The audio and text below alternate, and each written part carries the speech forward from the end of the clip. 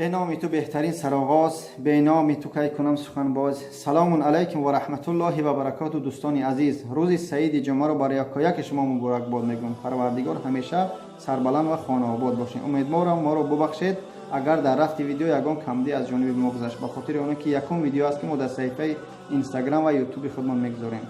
آن روز فرا رسید. کدام روز؟ روزی است که ما وعده دادیم از جانب خودمان کنکورس به پول برای پادپیچکا و کلینت‌های خودمان بگذرانیم. انشاءالله زیاده از 100 چند قرآن، جای نماز و تسبیح و تحفه‌های اسلامی خیلی زیاده است. روزهای نزدیک ما در صفحه اینستاگرام خودمان، اینترنت مگزین خودمان باباجان 88 میگذرانیم. این با رازگی پروردگار و دستگیری دوستای من، اکای شیخ بهرالدین، خور علی جان، اکای مصلح الدین و خواهر عزیز صبح شب 82 اپای صابره انشاءالله میگذرد. برای در این آزمون اشتراک کردن چیکار باید کرد؟ ویدیویی که ما حاضر میگذاریم در صفحه خودمان، برادر عزیز در کامنتر همین سه دوست خودتون اتمیچل میکنه و همین ویدیو را در استوریات میمونه. روزهای نزدیک انشاءالله آزمون رو میگذاریم. باقی در امان خدا باشید. سلام علیکم و رحمت الله. رحمت برای دستگیری همتون. خدا نگهبان. سلام علیکم و رحمت الله و برکاته. السلام علیکم و رحمت الله و برکاته.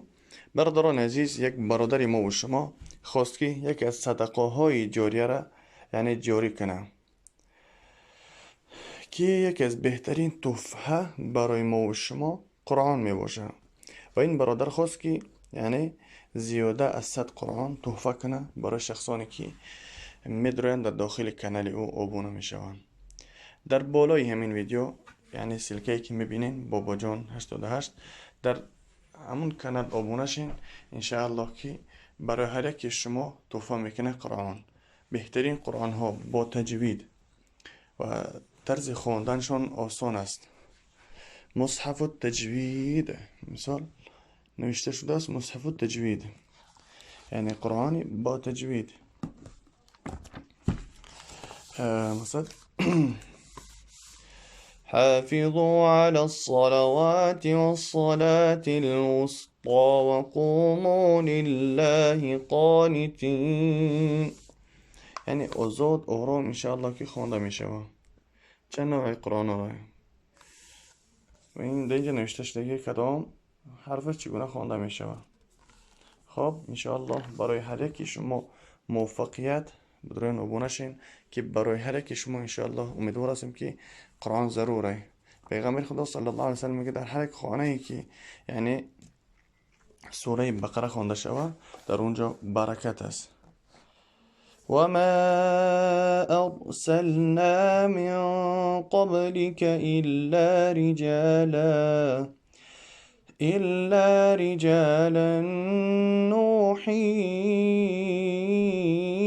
إليهم فاسألوا أهل الذكر إن كنتم لا تعلمون. پس سؤال کنین اهل ذکر هر آنچه که شما نمیدانین. با مخاطب دوستان عزیز، برای هر یک شما انشاءالله امیدوار است که موفقیت خداوند در کسب و کار ما و شما خداوند برکت عطا بفرماید. بدرین ابونه شین تا اینکه از این گونه مصحف های جدید، از مصحف های نو انشاءالله یعنی دور نشین. خداوند برای هر یک شما موفق بگردانه. وقی در امان الله. السلام علیکم.